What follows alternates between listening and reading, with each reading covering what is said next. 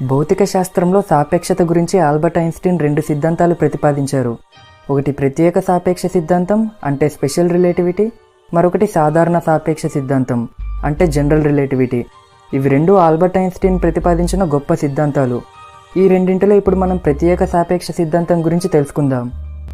Special relativity ఇది normal relativity లాంటిదే, కానీ ప్రత్యేకమైనది. స్పష్టంగా చెప్పాలంటే ఇది ప్రత్యేక పరిస్థితుల్లో మాత్రమే వర్తించే రిలేటివిటీ సిద్ధాంతం. న్యూటన్ భౌతిక శాస్త్రం వర్తించిన చోట ఇది ఉపయోగపడుతుంది. ఆల్బర్ట్ ఐన్స్టీన్ 1905లో ప్రతిపాదించిన స్పెషల్ రిలేటివిటీ సిద్ధాంతం భౌతిక శాస్త్రంలోనే అత్యంత ప్రాముఖ్యమైన సిద్ధాంతాలలో ఒకటి. మాస్, టైం మరియు స్పేస్ పై స్పీడ్ ఎలా ప్రభావితం చేస్తుందో ఈ సిద్ధాంతం వివరిస్తుంది. స్పెషల్ రిలేటివిటీ సిద్ధాంతంలో మాస్ మరియు ఎనర్జీ మధ్య సంబంధాన్ని వివరించేందుకు కాంతి వేగాన్ని ఉపయోగిస్తారు. కొద్దిపాటి మాస్ కూడా భారీ శక్తిగా మారవచ్చని ఈ సిద్ధాంతం చెబుతుంది. ఈ భావనను ఆల్బర్ట్ ఐన్స్టీన్ ప్రతిపాదించిన ప్రసిద్ధ సమీకరణ E=mc² ద్వారా తెలియజేశారు.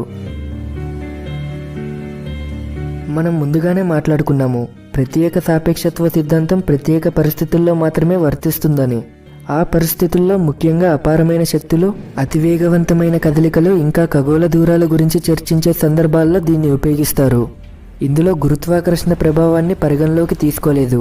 ఐన్స్టీన్ 1915లో తన సాధారణ సాపేక్షత్వ సిద్ధాంతం అంటే జనరల్ థియరీ ఆఫ్ రిలేటివిటీని ప్రతిపాదించినప్పుడు మాత్రమే గ్రావిటీని ఈ సిద్ధాంతాల్లో చేర్చారు.